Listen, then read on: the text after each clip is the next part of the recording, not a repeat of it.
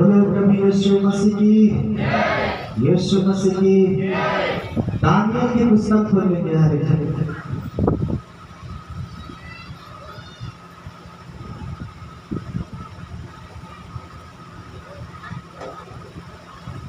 हर एक दानियल की पुस्तक खोल लेंगे।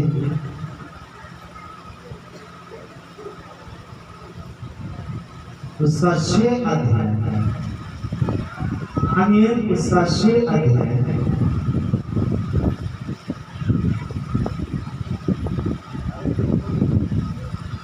दानियल की पुस्तक उसका 6 अध्याय।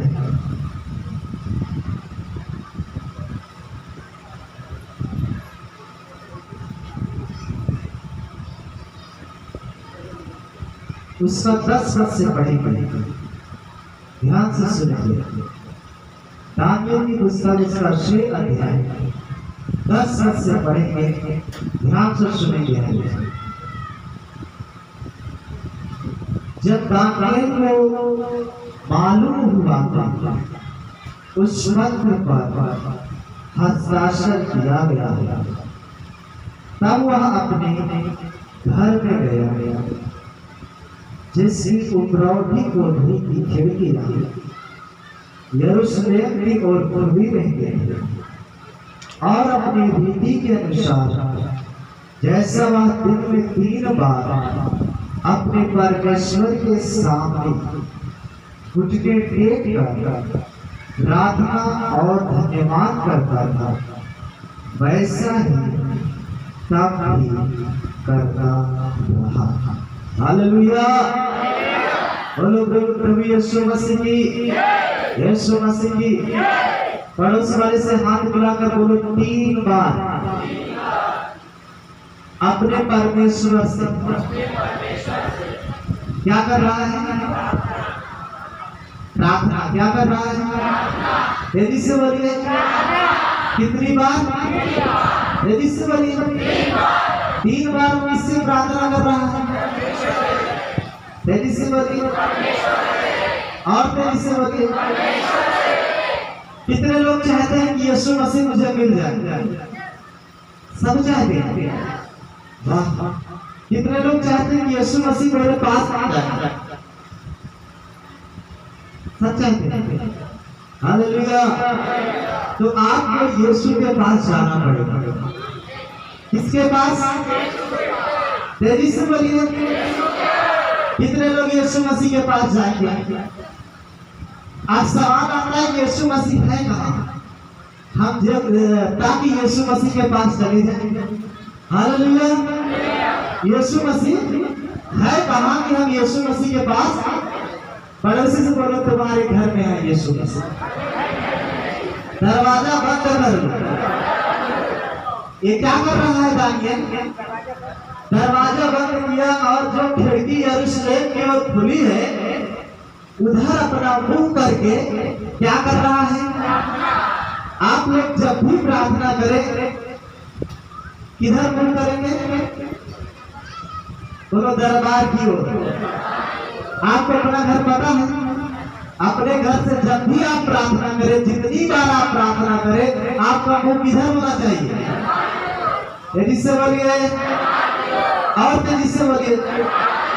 आप जब दरबार की ओर मुंह करके प्रार्थना करते हैं, यहाँ से परमेश्वर की सामर्थ आपके घर में जाएगी, आपके जीवन में जाएगी, आपके परिवार में जाएगी, और परमेश्वर चमत्कार करने लगेगा। हालेलुया। बोलो प्रभु यीशु मसीह की। आपके लिए यरूशलेम दरबार है। क्या है? पड़ोसी से हाथ मिलाकर बोलो आपके लिए यरूशलेम क्या है? किधर मुंह करके प्रार्थना करना है? तेजी से बोलिए। प्रभु का हाथ तुम्हारे ऊपर जाएगा। आपको पता होगा मेरे प्रियो, यहाँ पर लिखा हुआ है कि इसको शेरों की माद में राजा डालने वाला है। कहाँ डालने वाला है? तेजी से बोलिए। अब इसको पता है कि मैं आज मरूंगा, इसको पता है कि मैं आज क्या हो जाऊंगा? आज मुझे शेर खा जाएगा। अगर शेर के पिंजरे में किसी को डाल दिया जाए तो क्या होगा? शेर जिंदा छोड़ेगा। और लिखा भूखा शेर है। कैसा शेर है? तेजी से बोलिए। भूखा शेर है और भूखा शेर के सामने पिंजरे में क्या कर रहे हैं? तेजी से बोलिए और तेजी से बोलिए। पड़ोसी बोले भूखे शेर के सामने, किसके सामने? और तेजी से बोलिए। भूखे शेर के सामने डाला जा रहा है।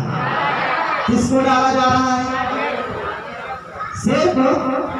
किसको डाला जा रहा है? बोलो दानिएल को। पड़ोसी साथ मिलाकर बोलो दानिएल को भूखे शेर के सामने डाला जा रहा है। तेजी से बोलो भूखे शेर के सामने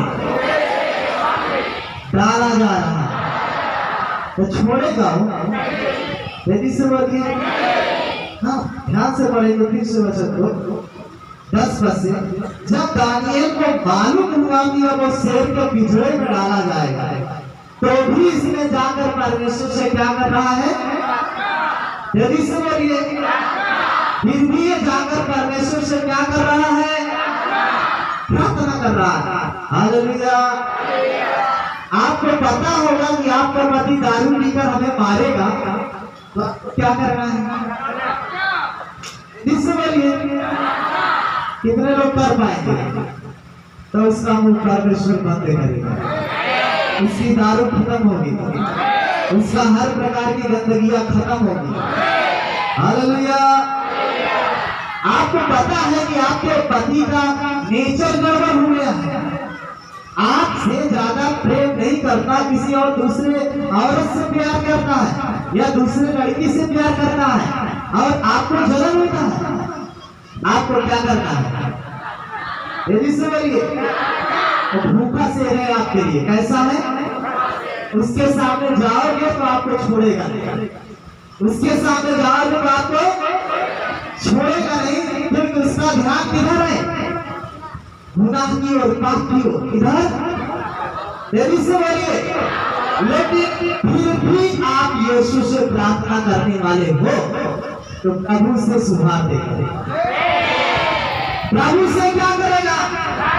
पड़ोसी साथ मिलाकर बोलो आज प्रभु सुधार देगा। सारे शेरों को सुधार देगा। जो तुम्हारे लिए शेर बने उस सुधरने जा रहे हैं। उनका मुंह बंद होने जा रहा है, उनका हाथ भी बंद होने जा रहा है, उनका पैर भी बंद होने जा रहा है। हालेलुया। बोलो प्रभु यीशु मसीह की। कब ऐसा हो पाएगा? कितने लोग चाहते हैं शेर का मुंह बंद हो? पति जो पाप की ओर है उसका पाप से छूट जाए, बच्चा जो गुनाह की ओर है गुनाह से छूट जाए। तो आपको अपने परमेश्वर से क्या करना है? तेजी से